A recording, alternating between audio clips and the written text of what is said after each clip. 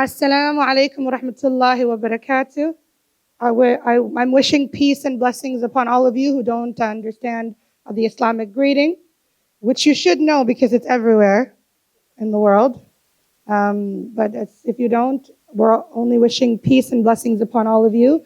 My name is Ali. Bit of my bio is over there, but I am a proud mother. And with the tradition, I think the tradition that we all share around the world is that everyone has a mom. I know that doesn't sound like a tradition, but that also speaks to the heart of Somali culture. And I want to thank, before I forget, Hoya Kulthum for being the one who thought of this entire idea to create the Khayrhaye Cultural Center and Museum, inshallah, here in Ottawa, Canada. It is an honor for me to welcome you all to this remarkable one-year celebration and gala and event today. We gather not just to celebrate, but to reflect on the importance of preserving our culture and our heritage. These treasures, our artifacts, are the essence of our identity, connecting us to our ancestors and shaping the values we pass on to future generations. Culture and heritage are not static.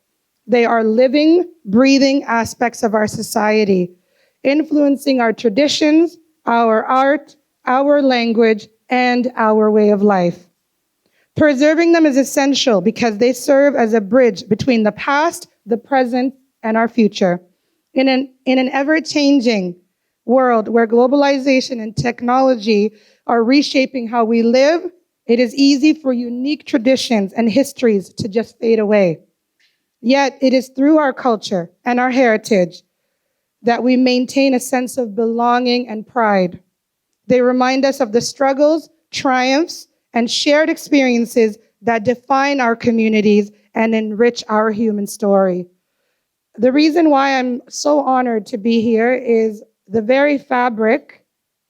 When I say fabric, it's funny that I'm touching this, but the very fabric of who I am as a person has been shaped by my Somali identity. So the fact that Habra Kulthum is trying to preserve that here in Ottawa for the generations to come and people who don't know makes me not only emotional, but it gives me a great sense of belonging because that's how I was raised. I was raised to value my cultures, my traditions, my people. And this is an honor for me to be the Master of Ceremonies this evening. Like I said, this entire reason why we're together is something very emotional for me. But I think to calm my nerves, we need a Quran recitation by our amazing Dec.1st. Dec.1st is a young man who attends, I'm going to try to say your school, Pierre de la Blois, with an L, secondary school here in Ottawa. He is a wonderful child of Habra Ayan. She told me to tell everyone that he's an amazing son who listens to his mom, who has learned his deen and his culture, and now is going to be reciting Quran for us. Habra, we are so proud of you. And I think he's going to bring, in the name of community, right? He's going to bring, no, you're going to come up with him. You're going to be his person. You'll be recording? Dec.1st, please welcome. It's not easy to talk as a young person. أعوذ بالله من الشيطان الرجيم بسم الله الرحمن الرحيم مثل الذين ينفقون أموالهم في سبيل الله كمثل حبة أنبتت 7 سنابل في كل سنبلة 100 حبة والله يضاعف لمن يشاء والله واسع عليم الذين ينفقون أموالهم في سبيل الله ثم لا يتبعون ما أنفقوا منا ولا أذى أذلهم أجرهم عند ربهم ولا خوف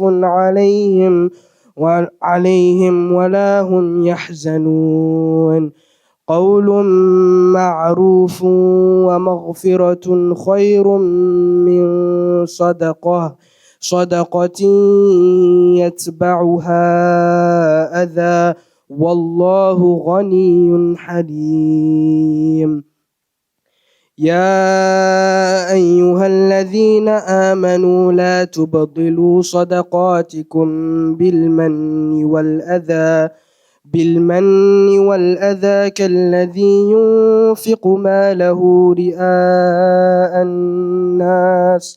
رئاء الناس ولا يؤمن بالله واليوم الآخر فمثله كمثل صفوان عليه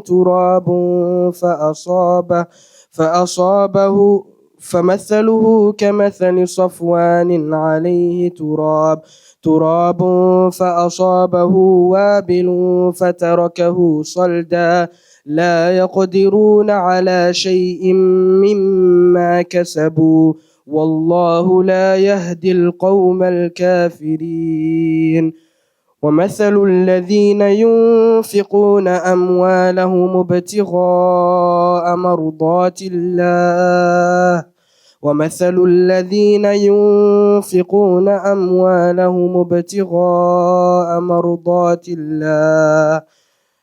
مرضات الله وتثبيتا من أنفسهم كمثل جنة بربوة أصابها وابل فضل والله بما تعملون بصير أيود أحدكم أن تكون له جنة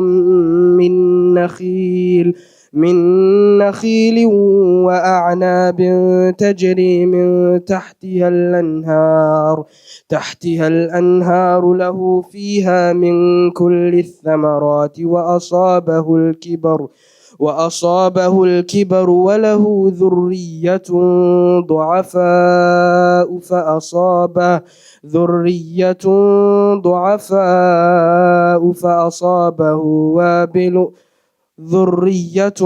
ضعفاء فأصابها إعصار فيه نار فاحترقت كذلك يبين الله لكم الآيات لعلكم تتفكرون يا أيها الذين آمنوا أنفقوا من طيبات ما كسبتم ومما أخرجنا لكم من الأرض ولا تيمموا الخبيث منه تنفقون ولستم بآخذيه إلا أن تغمضوا فيه واعلموا أن الله غني حميد الشيطان يعدكم الفقر ويأمركم بالفحشاء والله يعدكم مغفرة منه وفضلا والله واسع عليم يؤتي الحكمة من يشاء ومن يؤت الحكمة فقد أوتي خيرا كثيرا وما يذكر إلا أولو الألباب صدق الله العظيم. And without further ado, I want to call upon our first speaker. And our first speaker has an amazing resume. I've actually heard about him before I met him. That's how you know someone already has a legacy and is a living legend. I want to talk about Ader, I think that's the cultural way to start, and Dr. Suleiman Walhad. He is the founder and president of the Horn of Africa states and the conceptualizer and founder of Amud University. And I just want to tell you guys, my little brother went to Borame when he was like 14, And all he could talk about was Amud University in Borome and how it's shaping the environment of education. And I didn't know he was the founder and one of the conceptualizers of that. So I'm honored to be in your presence, Ader. Dr. Walhad brings extensive experience and expertise in his works of education, development, and business. He has served as head of commercial banking at BPN and head of Islamic banking at TAIC, OBU, both of Bahrain, and as the CEO of Dehab Shield Bank International. We always send money on Dehab Shield. I didn't even know that other. Dr. Walhad is an author of several books and writer of many articles published in major international magazines. Without further ado, please help me welcome Dr. Salaman Walhad. Assalamu alaikum. واسمغلنا سوما. أعوذ بالله من الشيطان الرجيم. بسم الله الرحمن الرحيم. نحمده ونشكره ونصلي على رسوله الكريم. We must begin with Allah's blessed name. We praise Him and we glorify Him as He ought to be praised and glorified. And we pray for all His blessed messengers, including the last one of them, Prophet Muhammad sallallahu alayhi wasallam. I greet you on this first day of December 2024, here in the Khayrhaye Gala. Assalamu alaikum one more time, wa rahmatullahi wa barakatuh. Dear guests, Martida Sharaftale, it is an absolute pleasure to have been invited to talk to this gathering, this pleasant Khayrhaye Gala, showcasing partially the beautiful Somali culture and traditions. It is a wide and varied subject which cannot be covered in one presentation, such as this Gala. However, I shall try to the best of my ability to say a few words on the subject, perhaps to raise curiosity, perhaps to excite some researchers to look into the matter, perhaps to remind us of some of the pathways of life systems in the Somali landscape. I must welcome you all to this Khayrhaye Museum and Gala, the works and great achievement of our sister Kaltoum Musa and her team. They have done a good job. I would say I have never spoken in a museum before today.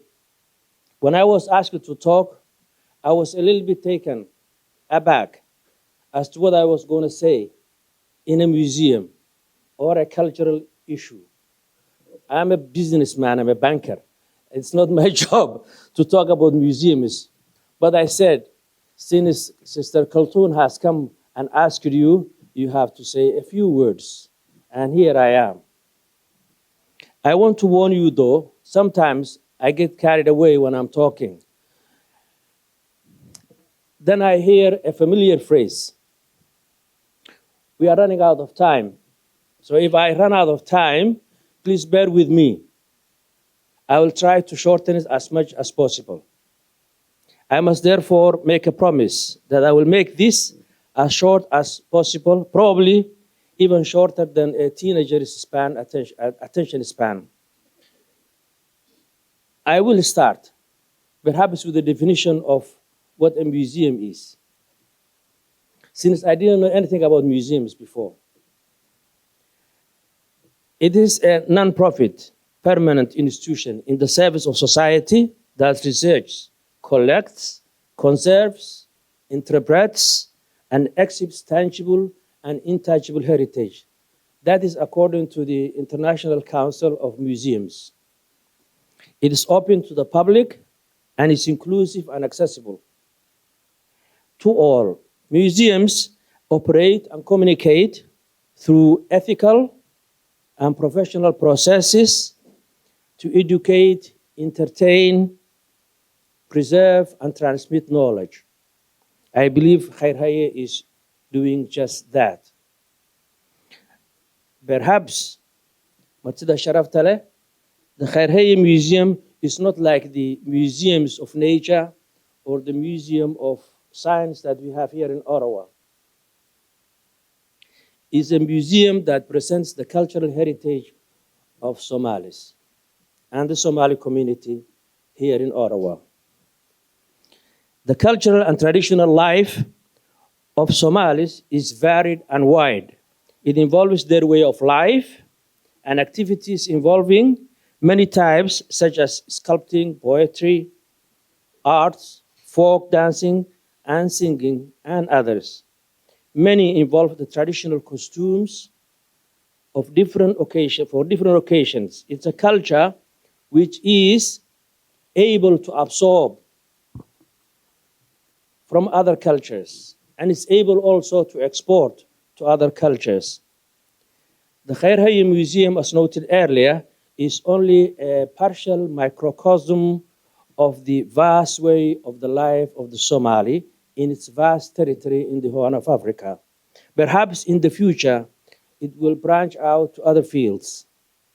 It has indeed started to research, collect, and bring to our attention and enjoyment to see a glimpse of the past Somali way of life, more so in terms of shelter and dances and songs, and in particular with respect to festivities, marriage, mourning, religious, and others.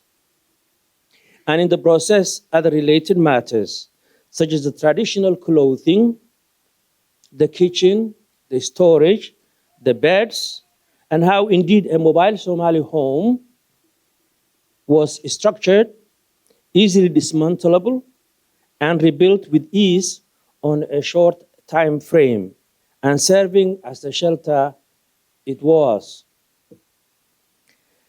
Look around, and maybe you will see some of the traditional Somali dresses. I don't see some, but I do few of the stuff like Habibas. To many, this was a long-lost heritage. To Khaltoon and her team, it was a task that needed to be done to collect, preserve the old ways, at least some of them. And they did what they could. They did collect and recreate a Somali home or akal for us to see. Some of us have not seen such a home for a long time, and for others, and especially the young and non-Somalis, it is something new, or what were never thought of. Many were perhaps surprised when the home was reconstructed in Ottawa after traveling thousands of kilometers from Somalia, here to Ottawa in the traditional nomadic way. It's a nomad, the house even. In brief, we could say they were able, the Somalis I mean, like all other people, to manage the environment in which they live in, bend it to their own purposes and ends, and thrive in it.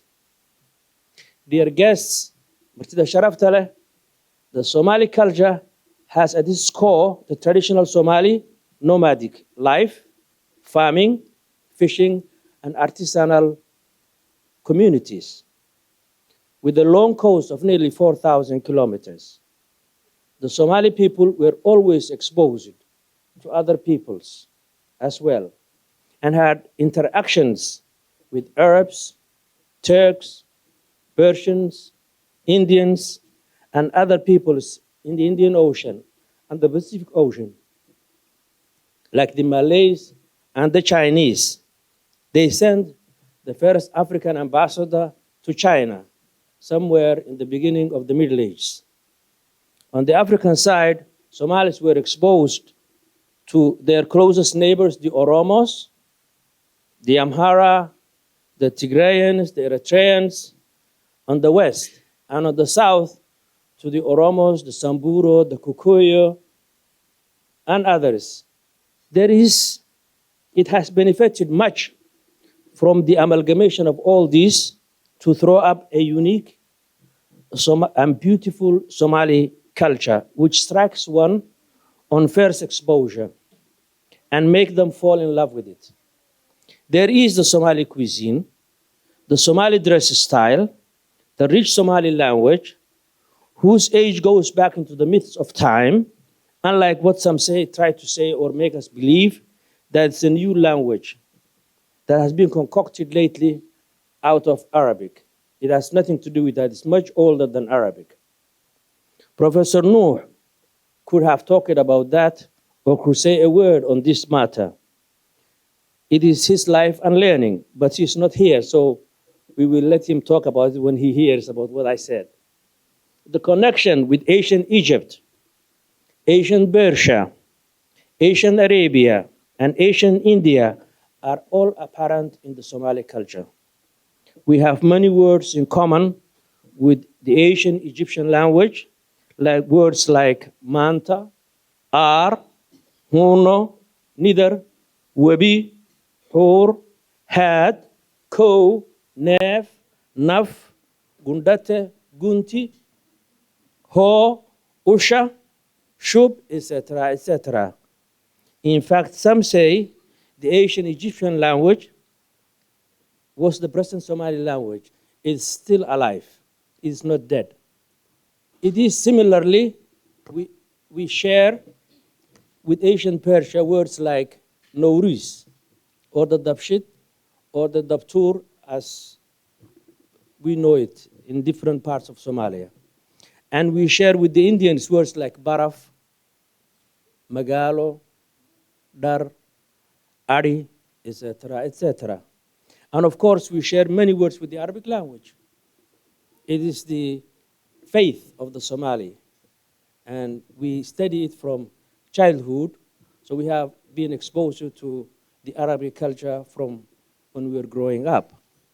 A simple demonstration of the beauty of the Somali language can be demonstrated by a story which occurred in the 50s in Hargeisa, where Omar Australia, a famous Hargeisa man, joked with some of the young men of those days. He kind of accused them that they were not able to speak proper Somali. And then this following conversation passed between them. Waxay ku yidhaahdeen ma annakaan aqoon af Soomaaliga. Kaalay oo, come and see us in our gatherings when we are discussing. So they called him to join them in a meeting in Hargeisa. And then they asked a certain Hassan Adam Gudal. He became, I think, a senior officer in the Ministry of Foreign Affairs in Somalia in the 60s and 70s.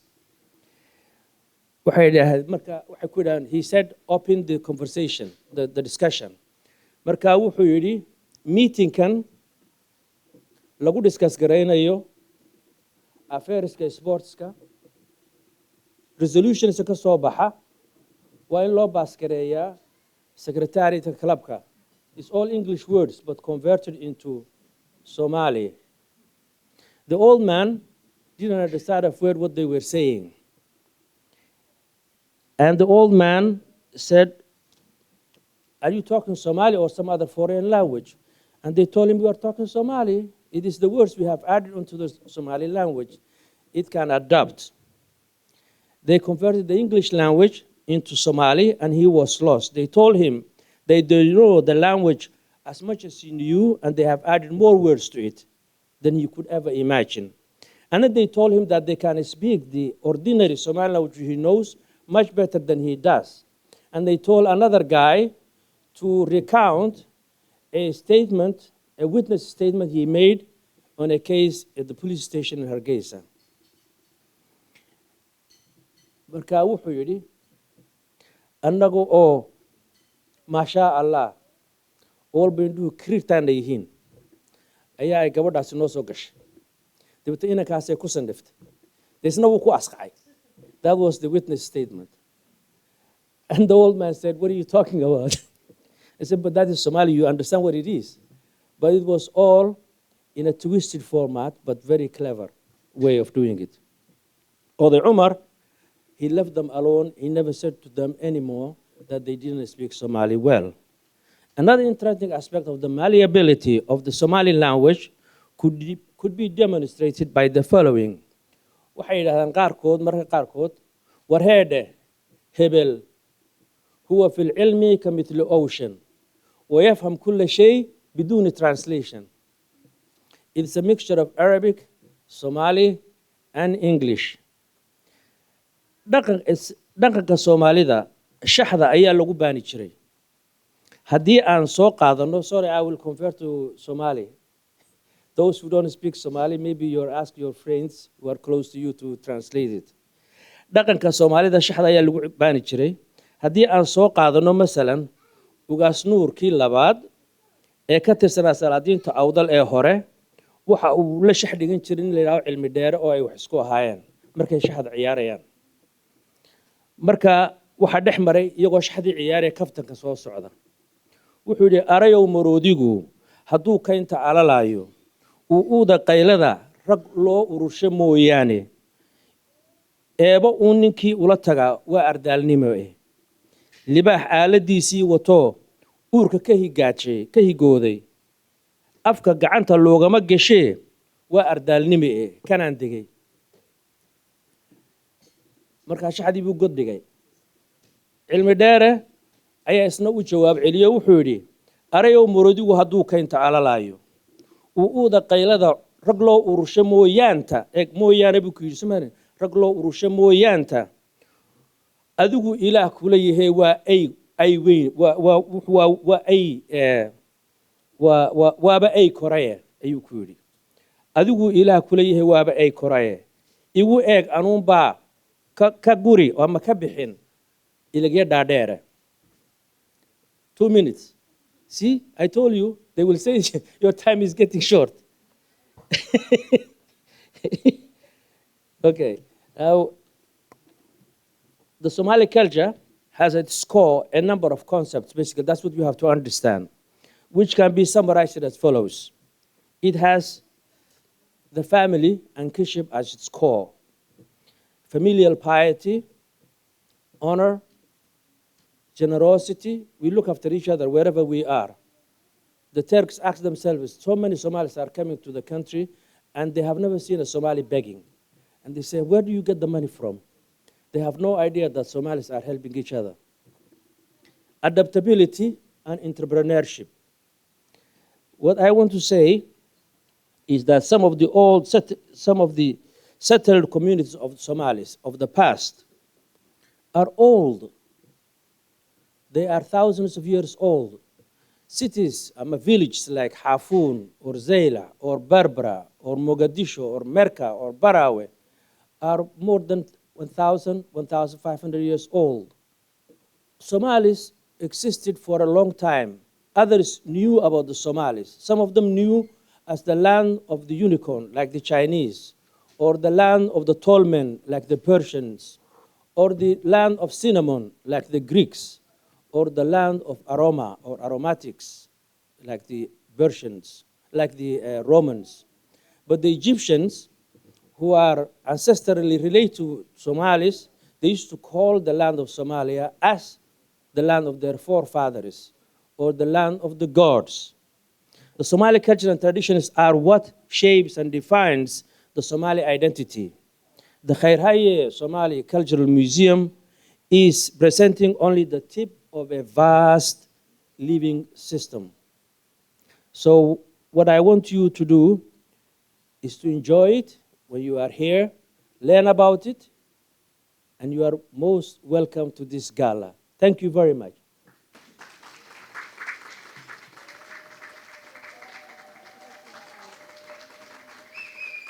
MashaAllah. Takbir. You had a wonderful, wonderful speech there and vast of knowledge and words we didn't even know we should probably share with the other languages. Before we break for salah and food, inshallah, I just want to invite a wonderful sister in our community, someone I have the privilege to look up to, even though I'm taller than her. Sorry, we're always throwing shade at Somalis. Our second speaker is Amira Elga-Wahabi. She's probably no stranger to all of you. On a side note, I see her at everywhere that matters. I went to the Edmonton Mosquers Film Festival, a film festival for all Muslims, and she was there on the plane with me and speaking. I saw her at the unveiling and screening of a film the other day called So You Want to Be Muslim. It was a beautiful film. And then I happened to see her occupy all the spaces that are important for our voices to matter. She's the special representative of combating Islamophobia, a journalist and human rights advocate, became Canada's special representative on combating Islamophobia in January 2023. Amira has been actively involved in many initiatives countering hate and promoting inclusion, including as a founding member of the Canadian Anti-Hate Network. Please welcome my sister and friend, Amira Al-Gwahabi.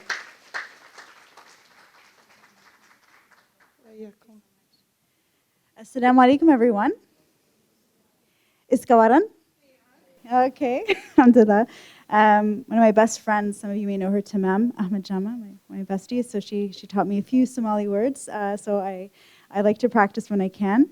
Thank you so much, everyone. It's such a pleasure to be here at the Khayrhaye Somali Cultural Center for providing me an opportunity to talk with you, to participate in this annual gala. And of course, a very, very special thank you to Sister Khaltoon Musa, who is a pioneer, a visionary, and her whole team for inviting me here. I actually met her a while ago. I lose track of time, so maybe it was last year, maybe it was last month, I don't remember, but with the Djiboutian community event that was wonderful back in the summer, so there you go. And she was very insistent. She told me, please, I'm gonna have a gala, I want you to come to it. And so I'm very pleased to be with all of you here.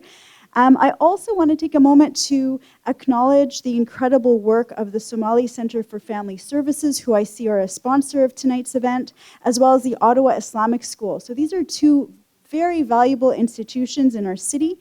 And I started engaging in this type of work as a journalist over 20 years ago at the CBC. And I can tell you that the Somali Center for Family Services was around doing incredible work. Brother Abdelrazak Karod was there.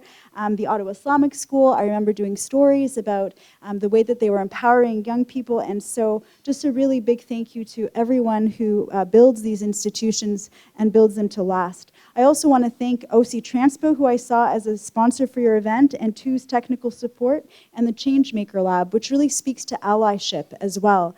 Being able to work across and outside of our own communities with community partners to advance inclusion and equity for all of us.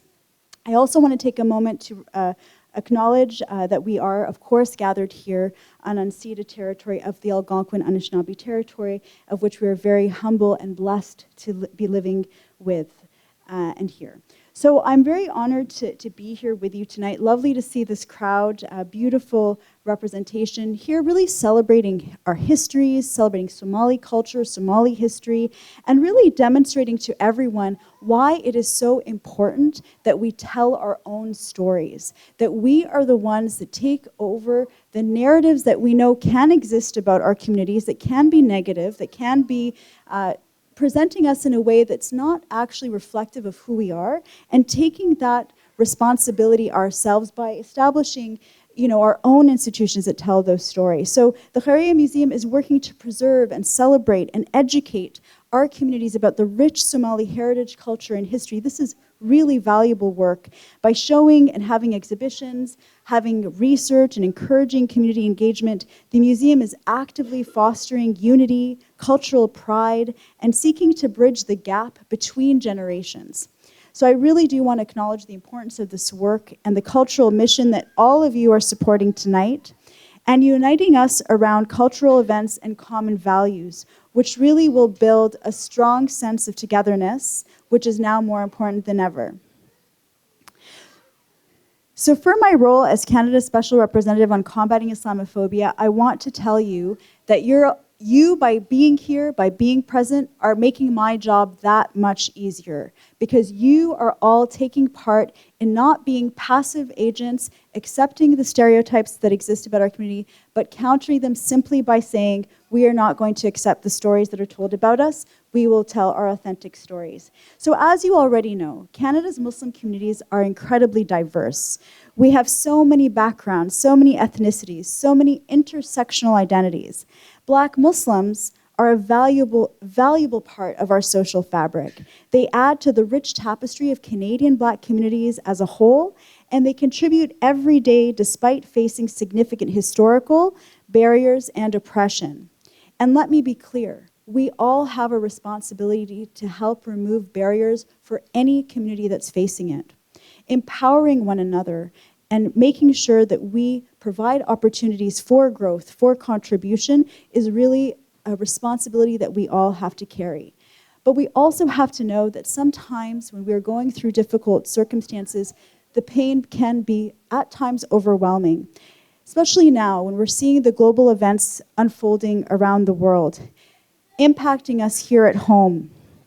We are seeing crises that are impacting Canada's Muslim communities in the war in Sudan, which has resulted in a humanitarian catastrophe in what has become the largest displacement of people in the world.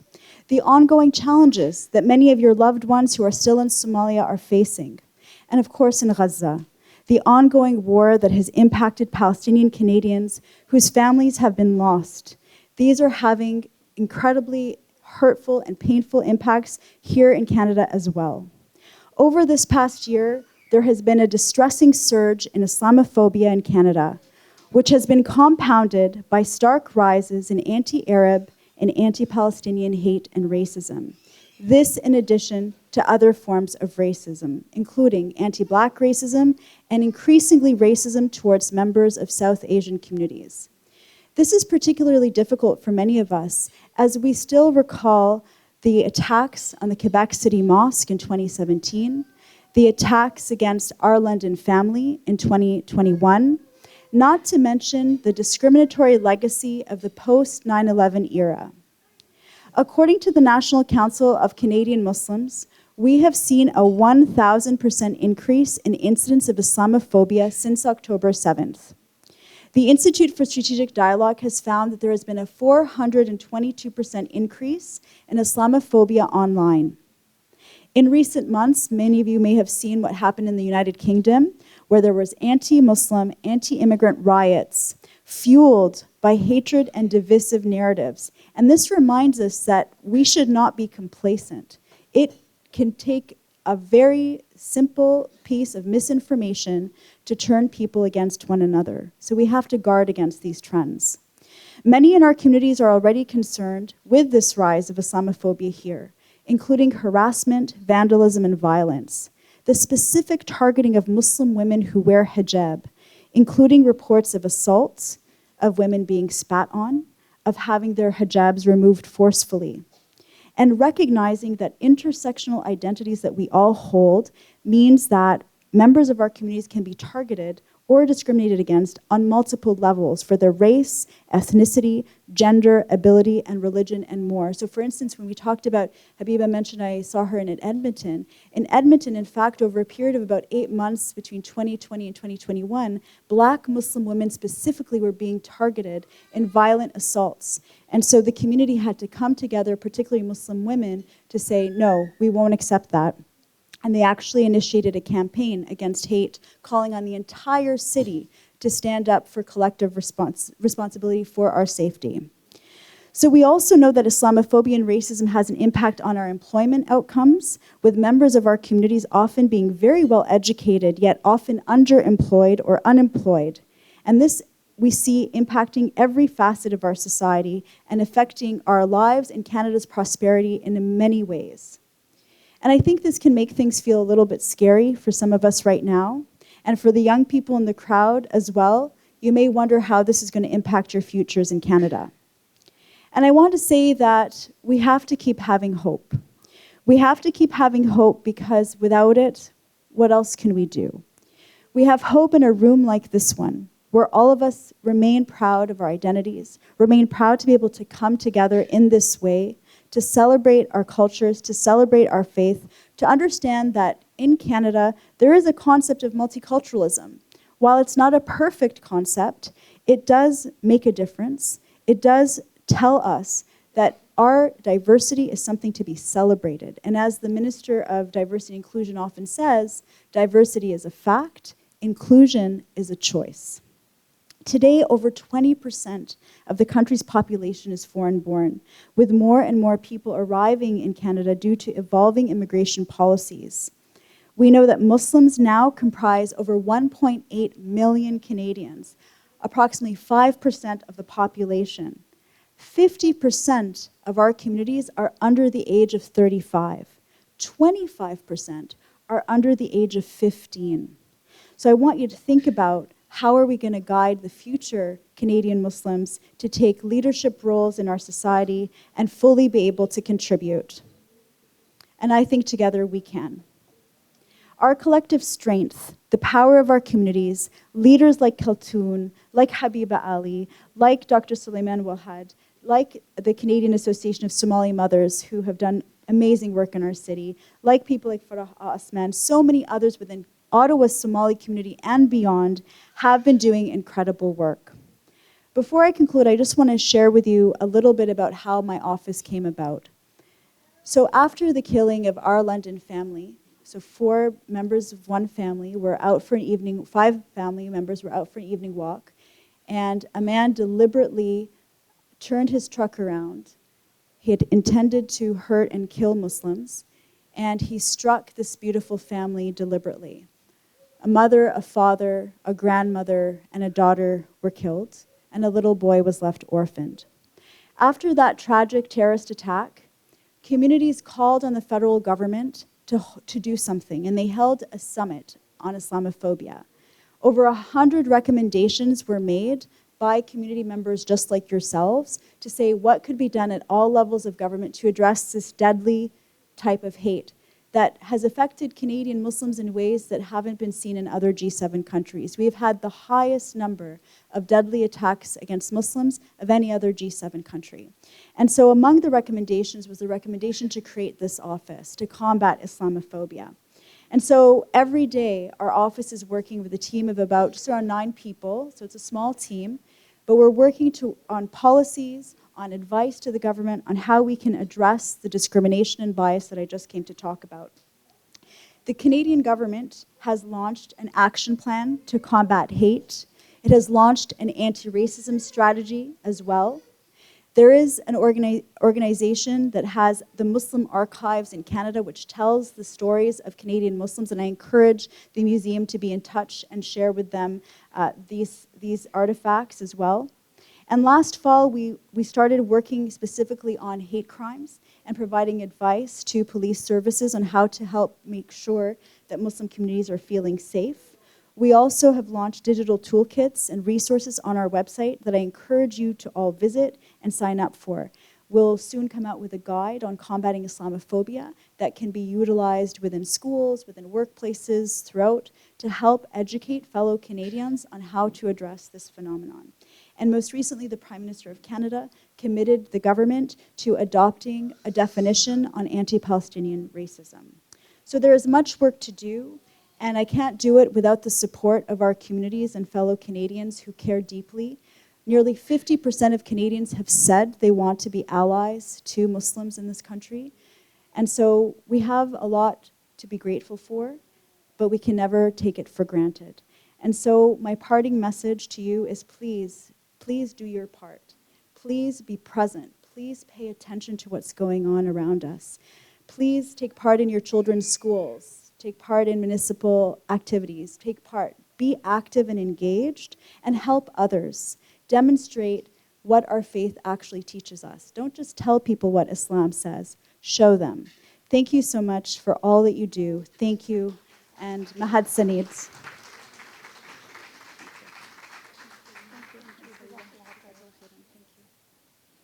And we are going to continue with this wonderful evening, and you guys have been a wonderful audience. Our third speaker is our mentor, our uncle, a great and amazing father, and that's not in his bio because they will never send that stuff. When we ask people for their bios, he's a community leader that I've had the privilege of knowing for over 20 years, and he's always been there to give us exactly what you need to hear when you need to hear it. He is the king of affirmations and believing in young people, and before I started public speaking One of the first things I did was a poem about Somalia, and he heard it, and he told me, I love it. It's amazing. It's epic, so much so that he put me in his conference. And that was over 20 years ago, believe it or not. I don't even think I had his tahil, my 18-year-old. He actually bought me one of my first gifts when I got married. So yeah, I did it in the right order. Don't worry. That's okay. I'm a comedian. You can laugh. Brother Saeed Ali Ahmed from Ottawa, Canada, has served as a technical advisor for the federal government of Canada for over 22 years, leading the development of complicated technical infrastructure. Beyond his professional career, Saeed has been committed and an advocate within the Somali Canadian community. He served as the chair of the Somali Association of North America, and he has also held pivotal board positions at Human Concern International. Also, he is the chair and founder of the Somali Canadian Scholarships. Believe it or not, he also, don't know where he finds the time, has been the teacher, Quran teacher, for like thousands of Somali women. Because I'm in several of their WhatsApp groups, as I never have time to attend the classes. I'm working on it. But I love you so much, Adar Sheikh Saeed. Please come up here. We are privileged to have you. Bismillah, alhamdulillah, sallallahu ala Sayyidina Muhammad. So, me and Habiba, I know since she has no children, so you can understand. I know how much she may have more children than me.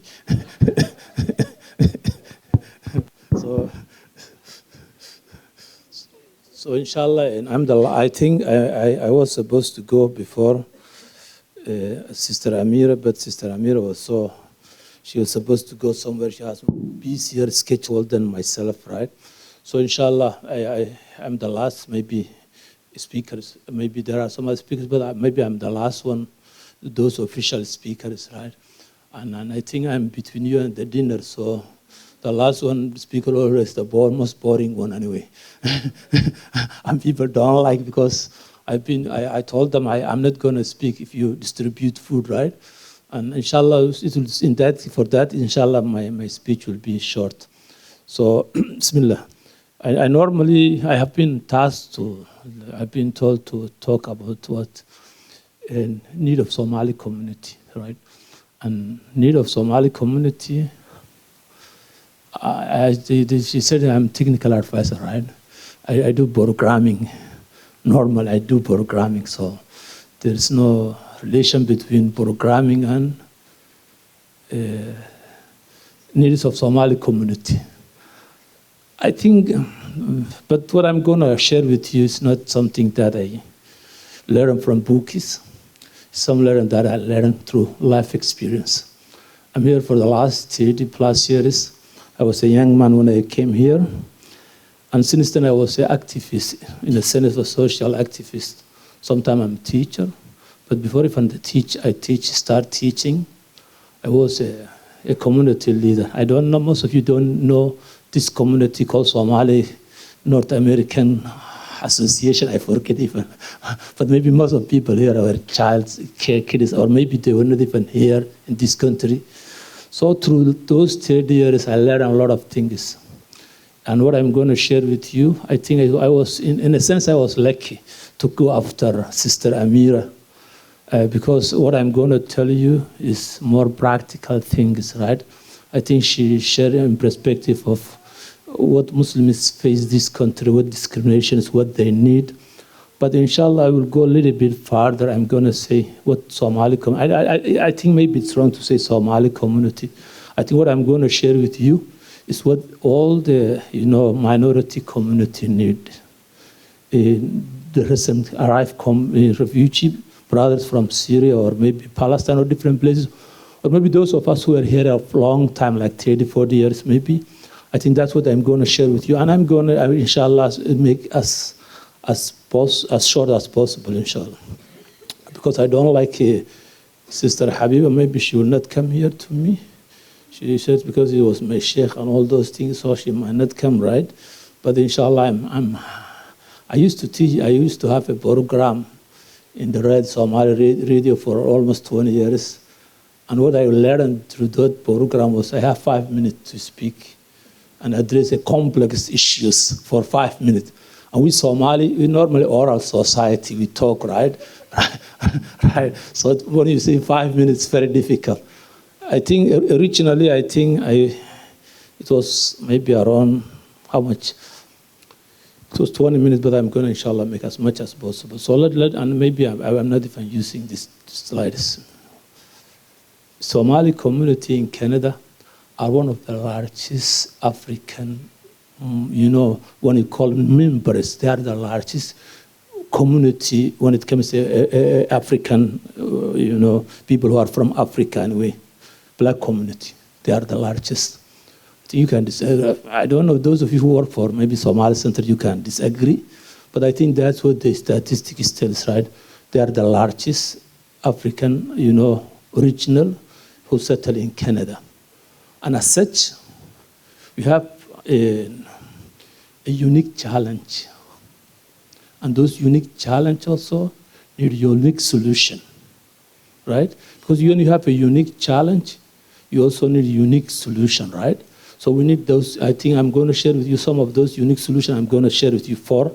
If my slides allow me, I think I have some challenge with my slides, but I think I put together four things, right? So for those four things, not to talk about a lot of things that I'm going to say the first thing that especially visible minority and the minority communities need is social and community support, what I call social and community support. Somalis and also those visible minority, they need strong community structures that promotes, and this is very important, that promotes integration. I don't say assimilation because there's a difference between assimilation and integration. We say we need Somalis need a strong community structure that promotes integration while preserving the rich cultural heritage. So we are here now for rich cultural heritage, right? So we need an organization like this organization who can preserve, right? Who can promote integration while also preserving. We have a rich cultural heritage who can preserve. The second thing, that we need community centers, right? And spaces for a social, cultural, and religious gathering. Those are very important. And then we need spaces. These spaces can foster unity, and they can provide mentorship opportunity and help address like social isolation, especially for the newcomers and the youth. So the problem I have right now, we have, as Muslims, we have a masjids, we have a centers, but I think we can critique those centers and masjids sometime. I don't feel that the youth are welcome to these centers sometimes. They don't feel it. They are welcome. Maybe if they show up, maybe there will be fight sometime. So we need those kind of centers, right, where we can foster, unity and provide mentorship, opportunity, and help address their problems like social isolation, especially for the newcomer and the youth. So that's the first one. The second thing that we need, the first one was community, strong community structure. I think the second thing we need is healthcare, and healthcare, especially mental health. And I spent actually many of those seminars. I participate as a religious scholar, right? Some of those mental health, but healthcare is a human right. Yet many Somali Canadians still have problem facing barrier to access. And I don't say most of Somalis, maybe Somalis are here right now, but still they have faced, some of them are still facing access. Especially, I think healthcare has its problem in Canada anyway, but they face, and I think mental health particular is very important. And then most of the Somalis, or even this minority community, they need, right? Mental health is particularly a pressing thing. And what we need is just, we need a Somali-speaking counselors, right, who can provide health care. We need awareness program, right, to reduce around the mental health of the community. And we need support material for the mothers and the newcomers. So that's another important thing. Healthcare is very important. And it is difficult. I recently have some issue and I go through the system. The system is not bad, but how to access is very bad in Canada. We need 30% or 40% of people. How many millions do not even have a primary, care provider? But once you start, maybe it's good. Canada is good when you go to the specialists. But before that, it's very difficult. But the people do not even, and the mental health problem itself needs, I have some well-experienced brothers and sisters here who can address this issue. But we need to address the issue of mental health, especially stigmatization that a lot of people has, especially the community where I came, where just we know Nimwalan, Yokof Aklele, right? We know only these two people who have mentally fit so we need to address especially the mental health issue, especially when you hear like 20 years, 30 years, then when this problem is come up. And I think those of you who work through the community associations, you know, it's a very difficult issue to talk about it. But that's what you did. The third thing, this is very important, to me anyway. Youth and identity challenges. You know, when I came here, we Somalis, I don't know others, we used to face problems like drug, you know, school problems with the youth. But I believe now, as I normally am a statistician I graduated as in statistics. So numbers make a lot of sense to me. I don't believe now the number of young British, especially male Somalis, who are failing academically or even going to this lifestyle, selling drugs, or I think they are not as high as they was beginning of 90s or even 2000s. Why? Because the level of, economic level of the Somali community changed. They went from a low-income community to maybe middle-class community. So majority of Somalis right now, they are homeowners. They pay mortgage. So they are not when they came, where they were a refugee, taking social assistance. They passed that stage. But with that also comes problem with identity. Most of these young kids right now, maybe the girls and boys who came 90s, like Habiba, they can speak Somali. But go, you're going to see generation after generation, they're losing this identity. Somaliness is not there, Islamism is not there, they are Canadian. I have no problem with Canadianism. That's what good I started with. I said integration. But also I don't like assimilation. I think what this kind of organization like is going to work on is to improve that cultural people has a culture. They came from a country that have a language that are rich culture. So I think that's very important. We have identity challenge. Some of our youth right now, they do not have that identity. So what do we do? We have to provide role model for the kids. Mentorship programs.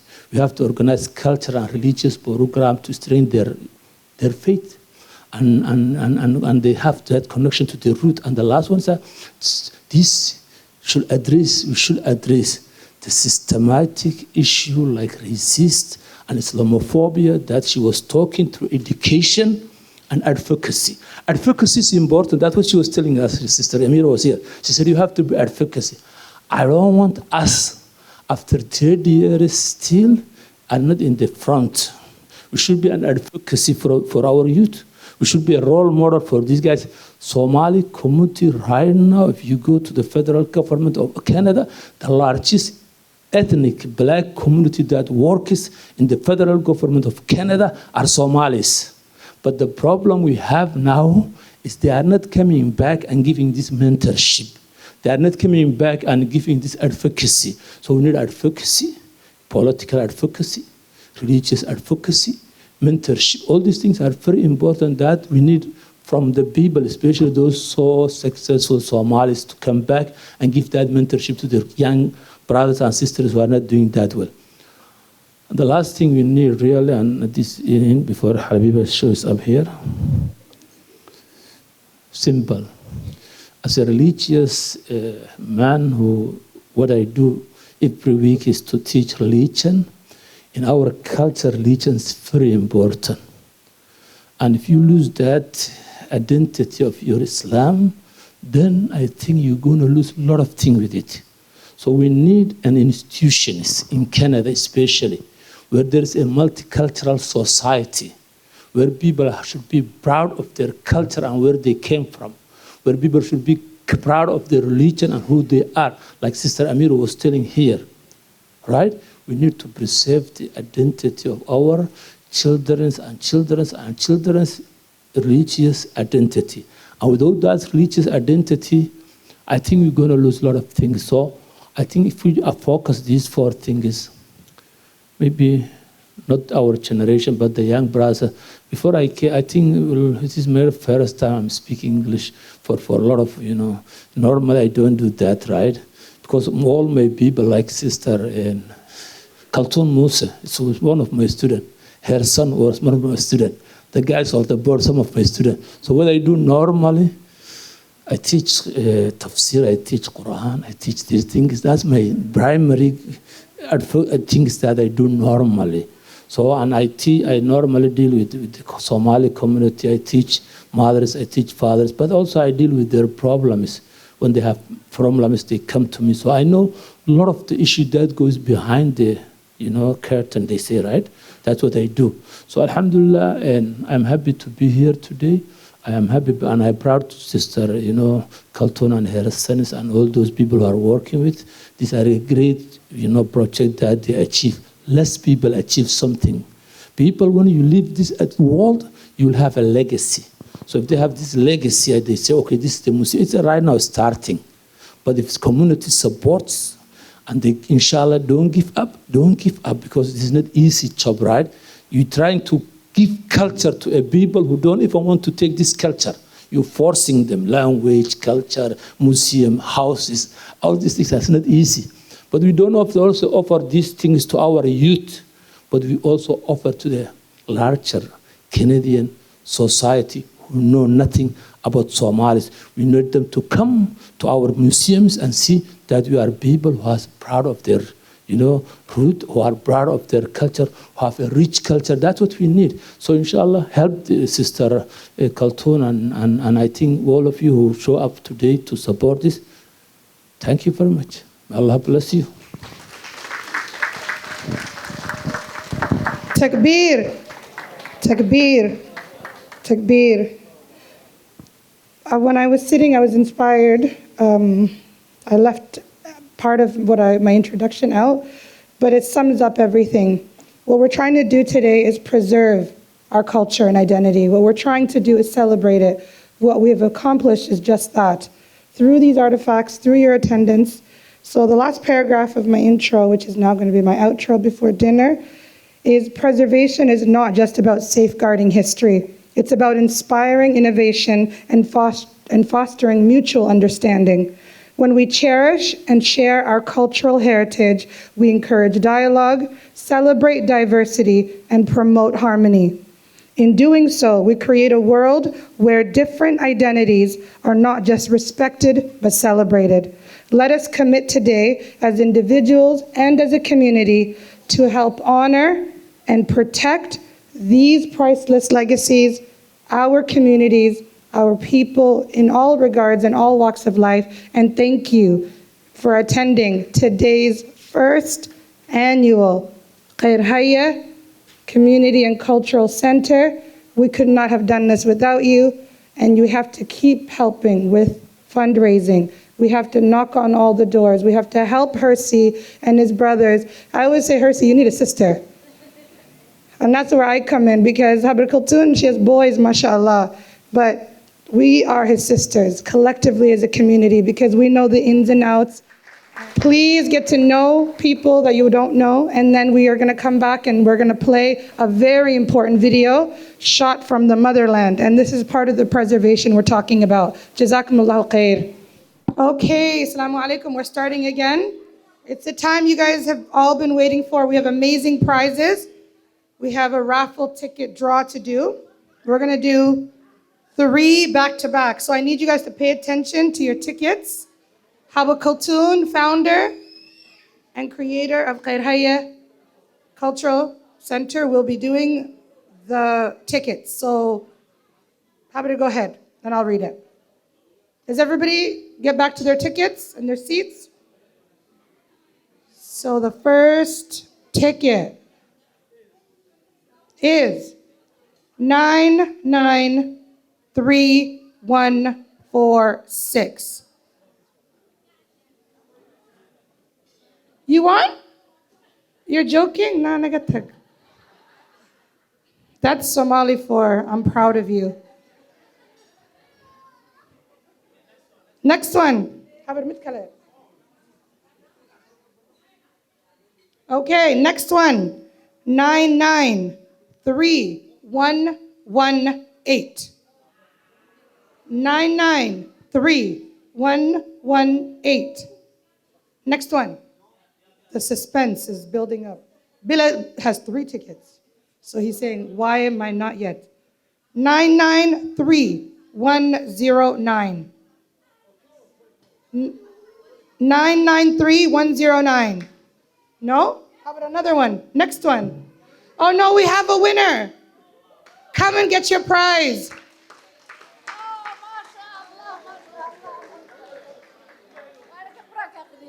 You know, I'm not saying we're biased, but he read the Quran beautifully. So Allah is on his side. That's how you win Allah. Do you want the Beats because you're a boy, or do you want the AirPods? It's up to you. Oh my God, good job. Hey. He doesn't want the heavy beat. No one can carry the heavy beats, huh? Okay, next one. Next one. 993158. 993158. Next one. Should we move on? Who won? No one. Okay. Haber Khaltoon gave me 993114. 993114. Yay, mashallah. Sister from Somali Center, thank you. So you choose this one or this one? So they're both headphones, but this is the Beat Solo. You want it for your son? I know you. You got it, girl. You could keep it though. You don't have to give it to your son. We only have one more prize. Hold on to your tickets. 993116. 6. For the people who don't know Somali accents. 993116. Next one. Ooh, the suspense. That's the Brambro beat. 993135. You got it. Professor Noor. And you know what? Now's the time before our last speaker, Abdurrahman, to say a few words. It's like you knew the microphone was calling you. Usually I don't speak, but tonight I will say something.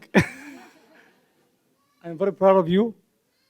You remind me 1993, 1992 when we used to do Somali weeks. This is they were children. I'm very proud what I saw tonight. Because what I see it, will be the connection between our culture and the integration of this country. We must teach them. We used to do this when I was at Caltech University, 1990s. They used to say that when I was praying noontime, when we used to pray, there was no mosques. They used to say that, what was that slow dance you're doing? The noontime. Slow dance, yeah. Noontime, imagine. And now all our classmates, they work everywhere. That's why when we met John Chrétien in 1993, we organized 32 black communities in Canada. And we met him and we said, John, we don't have jobs. We are graduates. We are doctors. We are engineers. And that's the day he created a quota for us.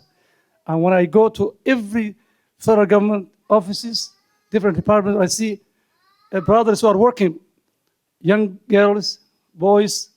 I'm very proud of that. We did that. Therefore, we will continue, and we will continue what they call continuity. You must continue. There are a lot of obstacles in front of you. I was a full-time father, full-time student, and full-time job. And we did it. All of them, most of them now they have jobs, and I'm grandpa. And I became second grandpa last month. And tonight what I'm going to say is, tonight also it reminds me in 1990s when the Brambro that we were seeing, we teach the deputy prime minister of this country, Sheila Cobbs, and she was exactly doing what you are seeing tonight. And we have those videos. all these documents we have for Somali culture, all this, whatever we have, we will give to our sister, the museum. That's number one. Number two, we will put them a membership to this country's departments or foundations that used to do the cultures, Canadian cultures. If you are not a member of institutions, you can never go far because you don't know anything about this country. Therefore, we will try to help our sister. That's number one. And number two, I'll tell you one thing for the Somalis. Of Somali waan idinku sheegaya. This is what John Mali used to tell us. Wuxuu yidhi, idinku waxaad rabtaan markaad u tagtaan hay-adaha lacag baad wadiistaan laakiin weligiin yaalihiin xubnaha iyo meelaha tagtaan contribution ma siisaan. And that shows us tonight. This is a very beautiful meel weeyaan. Dhalinyaro badan oo dowladda u shaqaysaa joogta approach haddaan samayn lahayn oo garaadkooda wax loo sheegi lahaa yani caawa ka badnaan lahayn intan. Marka waxa weeyaan kow horta waa inaanu baranno inaynu inaga wax siino. Why I'm saying that? Because what they call the assets is critical assets. That's my field. Critical assets. 80% of critical assets are private sector. 20% is only government. Therefore, we must approach the private sector. That's number one. And also, we must help each other. Intaasaan kusoo gabagabaynayaa. Aabaheedu waa saaxiibkay. Jazakallahu khair. At least somebody knows I came to this country young. They think I'm a fob, fresh off the boat. Because my Somali, it's very good. But he used to see me in the 90s. At least I have proof. Which also tells you I'm old. So I don't know if it's something to brag about. But black don't crack either. You look young still. My last and final speaker of the night. So Abdurrahman Dahaya is one of the board members at Khayrhaye. He is a key figure in the start and the growth of the Somali Cultural Museum here in the nation's capital. He will go over with you how we as a non-for-profit and what we've been up to this year and the plans for the future. Abdurrahman is one of those youth who helps so many people in all their different initiatives. I'm proud to call him my friend. Please come up here, Abdurrahman Dahaya. So, my name is Abdurrahman, as Habib said. So, I'll be just talking about Khayrhaye and when the organization, a little introduction, future plans and whatnot, and a highlight of the year. Biggest part, right? All right. So, we'll just get into the introduction. So, Khayrhaye is Canada's first Somali cultural museum. It was incorporated back in 2023, actually 2021, May 5th, 2021. And the grand opening was last year, August 31st. Here, it was here in this building. The office is also here. Location, you can see it on the screen as well. So, Khayrhaye's vision is to be the leading institution for the preservation, celebration, education of Somali heritage, culture, history, and fostering intercultural understanding and community pride. Khayrhaye seeks to address certain issues within our community that we think that we could be of help.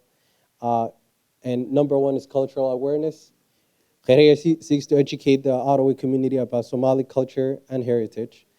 Khayrhaye seeks to also foster appreciation for cultural diversity, enriching Canada's multicultural fabric.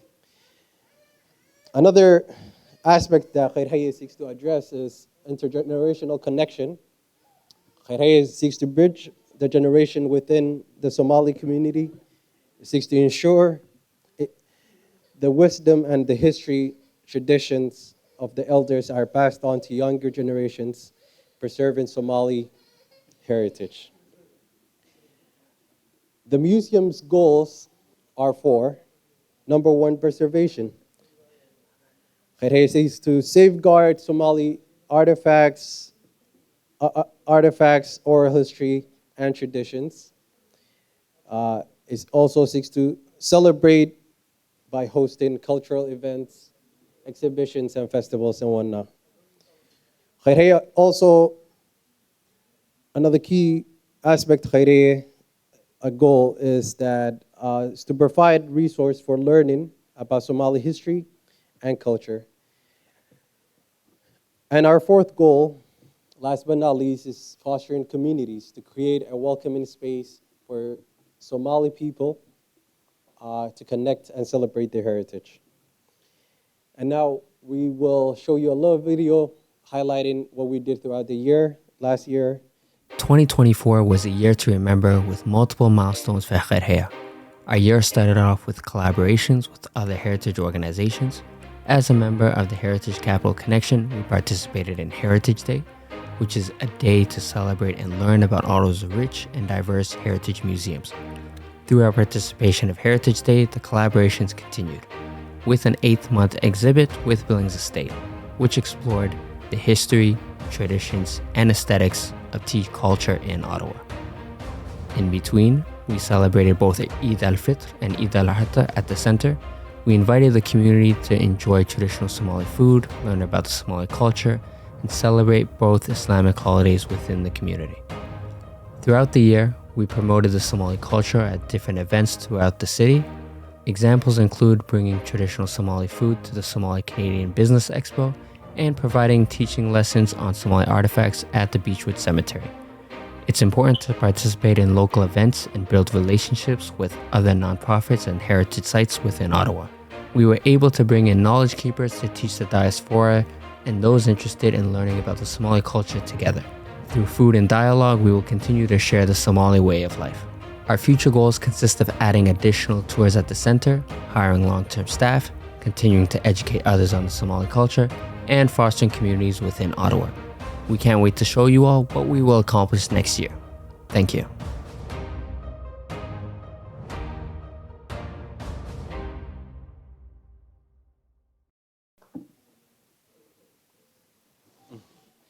That video was done by the one and only Hersey Osman. He's the vice chair. He's the man behind the scenes. He's the one who's been putting in all the work in terms of the event when it comes to hosting, going to different events and even helping out other organizations through collaborating and whatnot. Anyways, please follow us on the different platforms that we're on, Instagram, Facebook, and YouTube.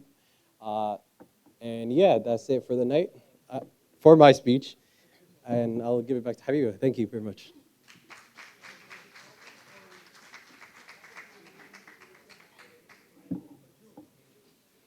Soomaalida waxay tiraahdaa aroos lagumana raago, but I think they do that for all events, which means don't come late to an event and don't overstay your welcome. I like that picture of me, Hersey. The double chin you could have taken out, but that's just my vanity. But it was a wonderful night, a wonderful celebration. I don't have much to say except thank you for coming. Thank you to the sponsors. Thank you to the families, the children, the participants. Without all of you, we cannot have this beautiful tapestry. Going back to my original fabric statement, you guys are the core. You guys are the essence. Waxaatihiin muhiim. Muhiimadiina maanta waad aragteen. Without our wonderful speakers, without our wonderful photographers, dadka cuntada soo kariya oo goray, all the food and the people who are serving it, and all of you to enjoy all of it. Thank you so much. We are more similar than we are different, no matter what culture you come from. It's the beauty in celebrating those cultures and coming together. Inaan isku imaano, aan annaka istaageerno, is aaminsannahay, aan isriixno in a good direction waa waxaan Somali u nahay, and what we are as people in supporting one another. We want to thank you from the bottom of our hearts on behalf of Habra Kultun, which I tried to force to come up here. But that shows you our Somali Hoyas, our Somali moms are rich in knowledge, in love, and in care, but they rather take a back seat to it all. And this is why it's important that we continue this preservation of culture. Their legacy and our histories. Thank you so much. Please, please thank Khabr Kultun in the blue back there. She's trying to hide already, but that shows you the resilience of Somali women, the power, the essence. And Jazakallahu khair Habir for all of this. We'll see you all next year and at the events throughout the year, inshallah. Thank you.